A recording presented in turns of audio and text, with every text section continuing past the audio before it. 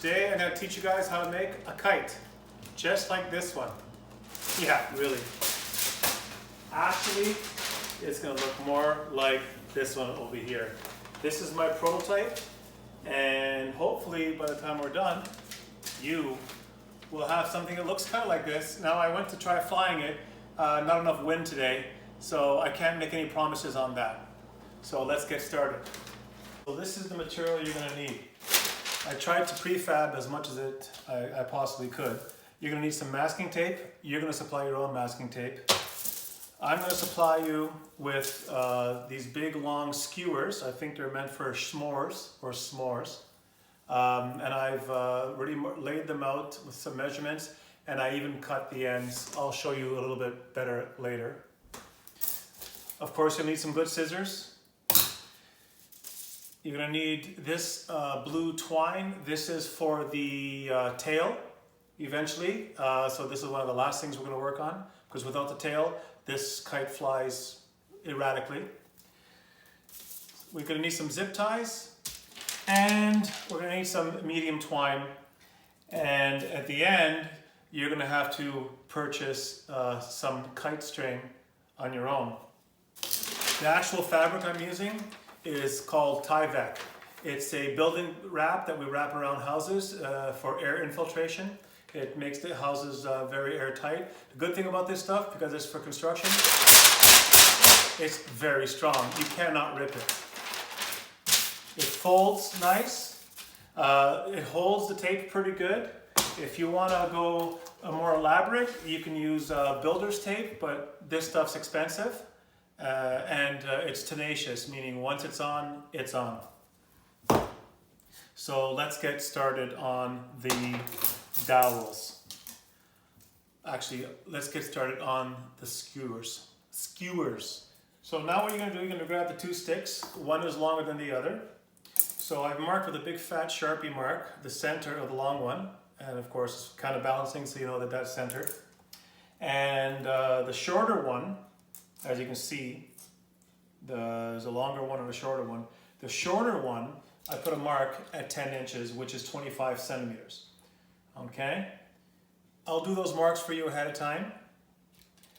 And then what we're going to do is we're going to use these are called zip ties. Now zip ties are great for all kinds of things. You can see I have a bunch of different kinds over here. Okay, so let me talk to you a little bit about zip ties. They've got a fat end, and the zip tie enters from the flush side. So one side sticks out, and one side is flush to the ribbon, and then you simply put it in, and if you go once into when it starts to engage, that's it. It's stuck forever. You can't do anything about it. And it gets smaller and smaller and smaller, okay? If you try, and if you go the other way around, if you try to go from the part, the side that sticks out, it's not going to even hold. It'll go in maybe, but it won't really hold, okay? So that's what happens. This one is wrong, and this one is right.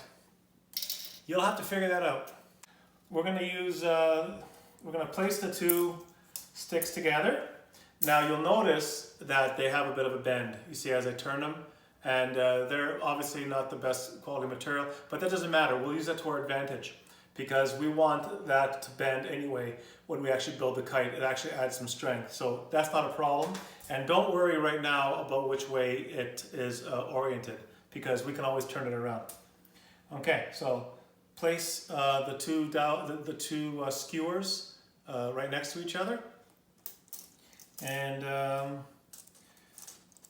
get the zip tie. Remember, go from the flush side, slide it in, just leave it a little bit loose for now.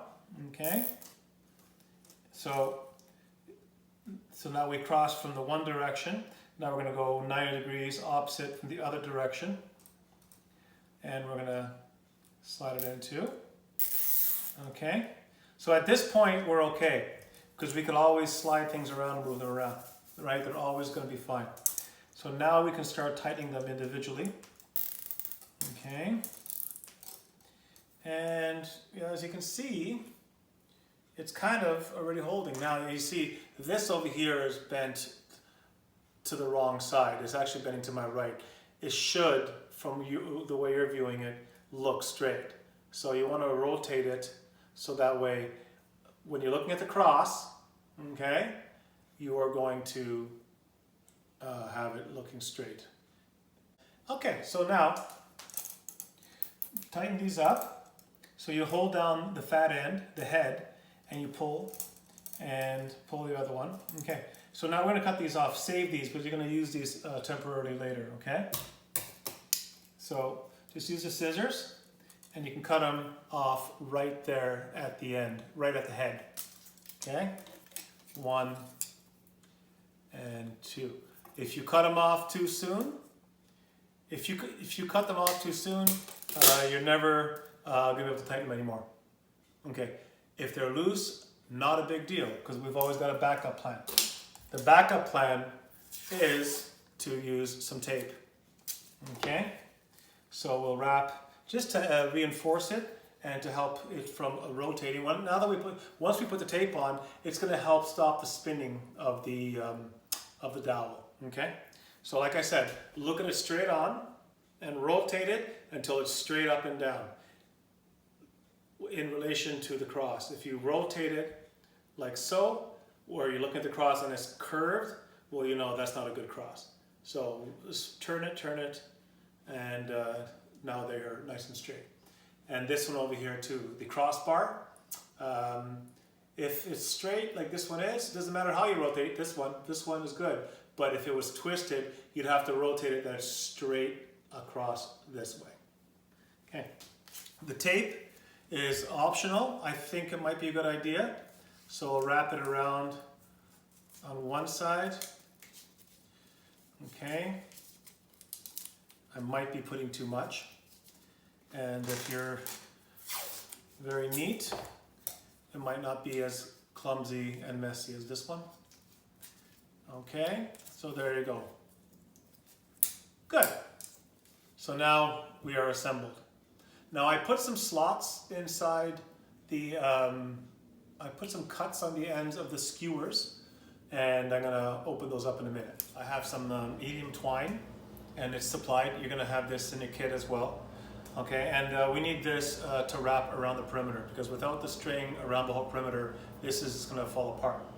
Okay, it actually holds it together. So the first thing you're going to do is on one end of the string, you're going to tie a simple knot. Okay, so you know what I mean by simple knot, right? Just basically one knot. Okay, and that's it. Okay, that's going to give some grip. Let's grab a cutting board. You might have one of these kicking around. Okay, because on each of the skewers, what I did is I made a little slot. I did the slot so you don't cut yourself, okay?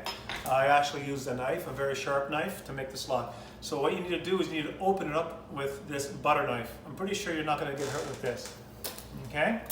We need the scissors and we need the leftover zip ties. Do not use the scissors to open up the end. You're going to use a butter knife. Okay, so let's just cut these in half because I actually need 4 of them, one for each corner. So now you'll see the crack. Okay, and just starting with the top of the cross. Okay, stick the butter knife inside there and drop in one of the leftover zip ties. Okay, so just leave it there. What that's doing is that's leaving it open so that way we can put the string inside of it. Okay, do all 4 corners. Now use the cutting board because you don't want to damage your countertop at home.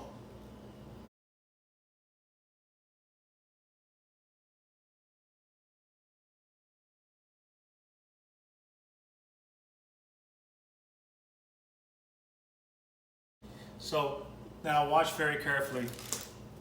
Put the butter knife in and try to find the slot. Okay, now Don't twist, because if you twist, you're gonna probably snap it. Okay, and drop that in. And it looks like this one over here is open on its own. There's a sliver that's jammed in there, and that's okay. We're gonna use masking tape and we're gonna close it all up after. Okay, so here's the top of the cross. Move the cutting board out of the way. So now what's gonna happen, I'm just gonna put the string right inside the slot, hold it, kind of pinch it with my fingers, and then lose the zip tie. Okay, so you see, now it's inside the slot. So this here needs to be reinforced with some tape, but we're gonna come back to that. So now we're gonna move on to the next corner. Now don't pull like crazy, because as you can see, you're gonna be bending it, okay? So go to the next end, drop the string in, okay? And pinch the string, lose the zip tie, okay? At this point, we have leeway, because there's only one spot that is actually held, and we can move it one way or the other, because when we're done, you're gonna look back and you're gonna make sure that it looks as symmetrical as possible. And you're all good little Catholic school children, so you know exactly the symmetry of a cross. You've got that memorized, I hope.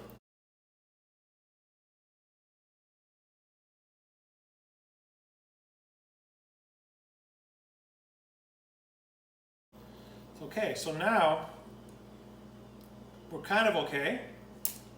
So we need to connect to this part over here. We need to connect the top now, okay? So you see this is a little bit loose, of course, and now it looks like I've developed a curve. Let's hope that we can straighten this out after. Anyway, what we gotta do now is let's cut this piece of twine. So I'm gonna cut that off. We'll save that for later.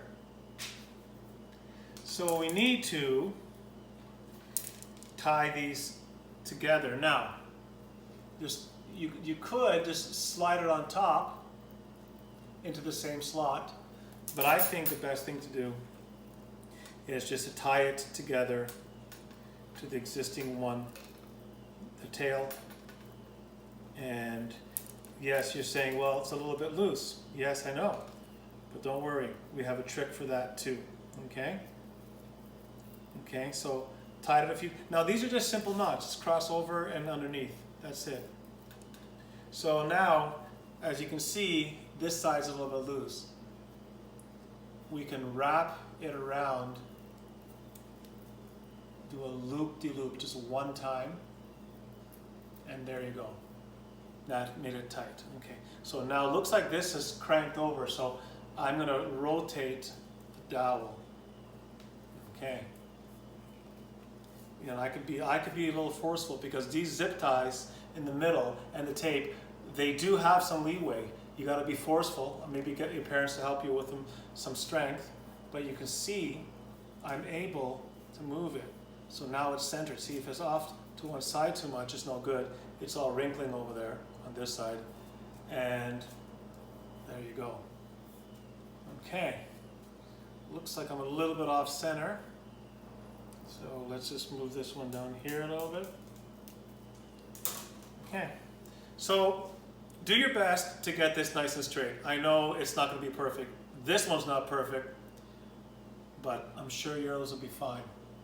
Okay, next we want to put some reinforcement tape, because if we leave these alone, if we leave these little slots alone, what's going to happen is they're going to crack open. So we're going to wrap some tape just around there, a small piece of tape about that big, wrap it around, and that's going to reinforce it so that the split doesn't grow. Otherwise that split's going to grow bigger and bigger and bigger.